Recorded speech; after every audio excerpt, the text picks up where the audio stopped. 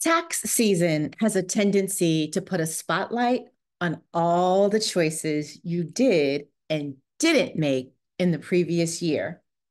Hello, hello, hello, and welcome to More Than Money, a podcast where we have nuanced conversations about money, business, and life, where we take the time to explore the human side of money because success with money is never just about the numbers. I'm your host, Jacquette Timmons, coming to you a little congested today, but I am so glad to be here. And whether this is your very first time or you are a repeat listener, again, I'm delighted that you are here. And before we get into today's episode, it is almost time for our biannual Pricing Made Human Pricing Masterclass. And I know that for entrepreneurs and small business owners, getting your prices correct and right for you can be a little bit overwhelming at times. And plus, it is never a one and done exercise. And while there isn't a general rule of thumb regarding when you should review your pricing, because it depends on a lot of factors. It depends on your market. It depends on what it is that you offer. Who are your clients, your customers, or prospects? Who are your competitors? Even economic factors that are completely outside of your control. Having said all of that, I am of the mindset that it should be done regularly. And if not done quarterly, well, then at least it should be done twice a year. And June is right around the corner. So perfect for a mid-year review and check-in. So our biannual pricing masterclass, Pricing Made Human, is really an opportunity for you to take a pause and to kind of zoom out and look at your pricing more holistically. And for me, looking at your approach to pricing holistically really involves looking at your relationship with money, your relationship with yourself, with your business, and with your people. Again, your prospects, your clients, and your customers. Because all of this plays obvious and not so obvious roles in your pricing, both in the dollar amount that you set and also in terms of how people respond to the dollar amount that you set. So to learn more and to RSVP, if you feel so inclined, go to jacquettetimmons.com/pricing dash masterclass. Again, jacquettetimmons.com/pricing dash masterclass. In the meantime, let's get into today's show. Now, granted, I am recording this on the heels of a very big day for those of us, the majority of us anyway, in the US, and that is tax day. The deadline to file, to pay your taxes, or to get an extension, again, for the majority of us, is April 15th. For those that reside in the states of Maine and Massachusetts, you get a 2-day break because your tax deadline was April 17th.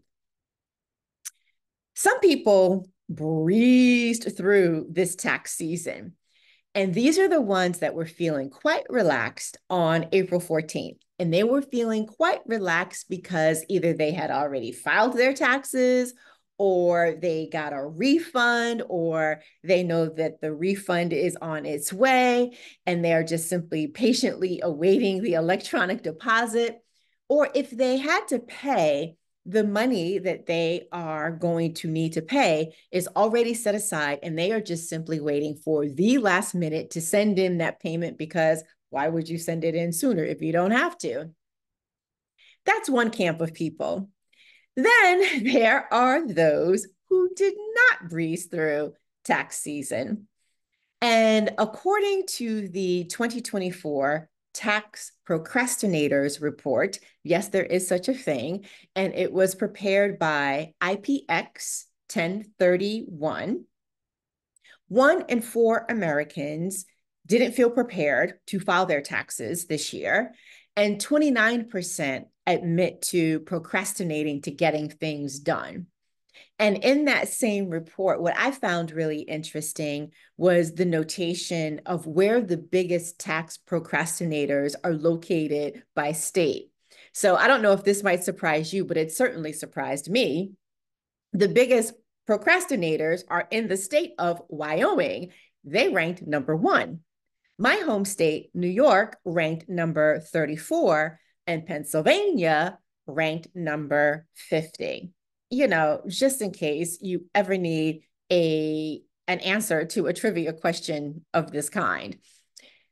That aside, my very, very unscientific take on the 2024 tax season can be summed up in three words. It was weird. At least that was true for me and for some of the folks with whom I talked to about the tax season. And it was weird because we all had something unexpected occur.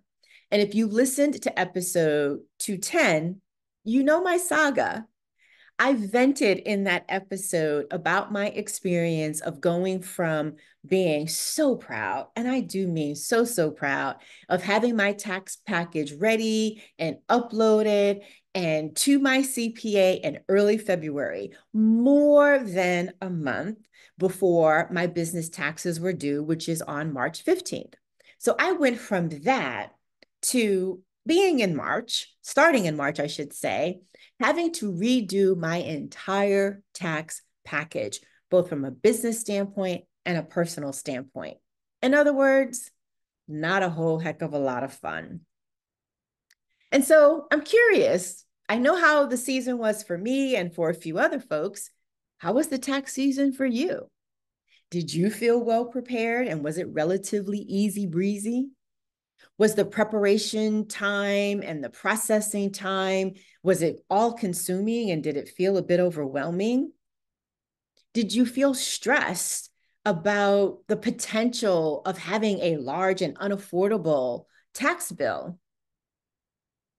Yes, I am recording this after the tax deadlines of April 15th and April 17th. Those dates have come and gone. But like all other aspects of money, tax season can bring up a wide range of emotions. And this is true whether you work with a CPA like I do or you self-file. And so for some people, tax season and potential tax debts can bring up feelings of guilt and shame, prompting a whole lot of negative self-talk and replays of what you could have done differently throughout the previous year or what you wish you had done. And I do view what you could have done differently and what you wish you had done as being different sides of the same coin. But I'm curious, where do you fall? Did this happen to you? Do you now reflect back and say, God, I wish I would have done that differently? Or, man, I wish I would have done that at all? Or could it be that you are traveling down what I call comparison lane, where you think others aren't in similar positions as you? Or maybe still, you find yourself, as some others do, grappling with feelings of anger about how much of your income goes toward taxes and what those taxes are used for, because you are not too pleased with how they are being used. Is that a better description of you? Or maybe you are completely on the flip side, and maybe you went through the season and you found it affirming because it shows that you were proactive. And so you feel in control, you feel confident, you feel empowered. You know what I think is interesting is that wherever you fall on the spectrum of emotions, if you are experiencing a major life transition during tax season, which by the way, begins in January, your emotions are likely to be even that much more amplified. And you know why? It's because tax season, excuse me, has a tendency to put a spotlight on all of the choices you did and didn't make in the previous year, especially if you don't have a practice of doing a quarterly financial check-in throughout the year. So when you are getting ready for tax season, it is the first time that you are coming face to face with those choices in a comprehensive way rather than experiencing them as single, isolated, one-off choices that you made on a particular day, a particular week, or during a particular month. And there's even a high chance that this is the first time that you are seeing the full scope of your financial responsibilities and obligations, giving you an even bigger, clearer picture of your financial situation. So those dates have come and gone. Why talk about a tax season when it's already passed? Well, for starters, guess what? It's going to come around again next year, and the year after that, and the year after that. You get the picture. But here's another, and dare I say, more important reason to bring this up. Tax season is simply yet another example of how managing your finances isn't just about the dollars and the cents or the paperwork. So, what's beyond the dollars and the cents and the paperwork? I am so glad you asked because I do have an answer. Back in 2011, Dr. Bradley Klontz, Dr. Sonia Britt, Jennifer Metzer, and Dr. Ted Klontz, they co-authored Money Beliefs and Financial Behaviors, Development of the Klontz Money Script Inventory. And they did this for the Journal of Financial Therapy. So as you might imagine, this is right up my alley. Based on the title of the journal study alone, I am a huge fan of their work. But as you read through the study, on page 10 of their report is where they actually introduce the idea of money scripts, which you may have heard about before. And while they outline several hundred scripts, they also make note of the fact that those scripts fall into four broad categories: money avoidance, money worship, money status, money vigilance. Under money avoidance, avoiders are those that tend to say things like, I do not deserve money, or it's hard to be rich and a good person. The prevalent emotions that are showing up here are fear, a little bit of anxiety, and disgust. How this shows up when it comes to taxes is this script might show up as abdicating the responsibility of organizing your financial documents and making financial decisions, abdicating that to others. And while I am a huge proponent of outsourcing, I don't subscribe to abdicating. That never serves you well in the long run. Not in the short run either, but definitely not in the long run. The next one is money worship. And worshipers tend to say things like, this would be better, or things would be better if I had more money, or more money would solve all my problems. The main emotion here is anger. Anger at themselves, at others, and quote unquote, the system. And so when it comes to taxes, worshipers may feel entitled to skip out on paying their taxes. The next status is money, or the next category is money status. And this script tends to find people saying things like, you can have love or money, but not both. Or rich people have no reason to be unhappy. The emotions that are showing up in this script is mostly pride, or in this category of scripts is pride and insecurity. And when it comes to taxes, those for whom status is important tend to pat themselves on the back for how much they pay in taxes or how little they pay compared to their peers. And then here's the fourth and final category: money vigilant. This script tends to find people saying things like, you should not tell others how much you have, how much money you have, or how much money you make, or that money should be saved, not spent. And the main emotion here is anxiety. And when it comes to taxes, these are the folks that are afraid of making a mistake, even going so far as to wondering if it's worth hiring a professional CPA or an accountant who could perhaps help them avoid making the mistakes that they are afraid of making. As the journal study reminds us, our money scripts excuse me, are often subconscious. And while one of the categories, money avoidance, money worship, money status, money vigilance, might be a dominant script for you and for me, you and I probably very likely float. We vacillate between one of them or several of them, depending upon the circumstances that we're confronting and the context of those circumstances. That said, I'm curious to know, which script is the dominant one showing up for you in your relationship with money in general? And when you reflect back on how you experienced the 2024 tax season, which money category, which money script category are you most, recognizing and resonating with? And I don't ask you these questions to have you traipse down the shame alley. Rather, I ask as a way of inviting you to zoom out and to look for lessons and opportunities to do things differently moving forward as you go through the rest of this year, which is preparation for the next tax season. So, for example, here's one thing that you might decide to do differently. If you don't have a quarterly review and check in process, this might be a good practice to pick up this year. This will help you to stay organized, to keep track of expenses, and maybe even give you a chance to implement some tax saving strategies that you either previously underutilized or didn't tap into at all. Or maybe it's the case that you have heard me say, because I've said it on several episodes, you have heard me say that every expense, whether it's a personal expense or a business expense, needs to fight for the right to be on your income statement. And again, I say this when it comes to both personal and business finances.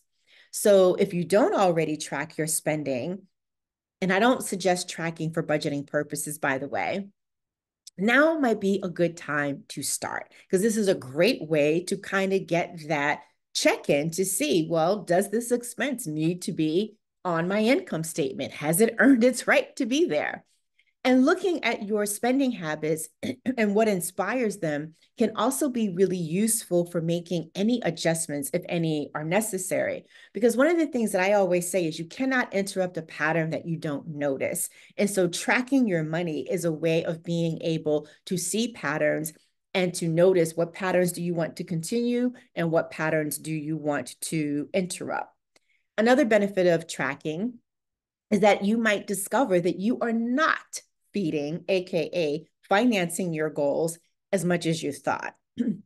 But then here's something else that you might also realize and it is this, that this is an opportunity to use the feelings and emotions that surface during this particular tax season to identify that you actually perhaps need to work with a partner. Maybe having a co-pilot is what can help you to take greater control of the condition of your finances and to help you take everything to the next level. And so, by the way, if you are indeed looking for a partner to help you in this regard, to help you use your experience of and lessons from this year's tax season for greater financial growth, empowerment, and success, well, then let's talk. Let's explore the possibility of working together. Just send me a DM on Instagram and just say, hey, I wanted to, schedule a discovery call. We'll get you the link and we'll take things from there and see if working together is a good fit. Well, that is my riff on how to use your experience of this tax season to help you not only for the rest of the year, but really to get a jump start on preparing you for the next tax season and the one after that and the one after that. But for now, that is it for today, folks. As always, thank you so much for listening, and especially listening all the way into this point. If you'd like to show appreciation for this podcast or maybe even this particular episode, please share it so that we can reach more people than we ever could on our own. If you happen to be listening on Apple Podcasts and you haven't already, please take a moment to leave a rating and a review because, it helps with all the algorithms. And if you are joining us on YouTube, thank you for doing that and helping us to gain more traction there. And of course, if you'd like to buy me a coffee, here's how you can do that. Go to buymeacoffee.com buymeacoffee.com/Jaquette, buymeacoffee.com/Jaquette. I will be back with another episode, and I hope that you will too. Until then, remember, it's about more than money.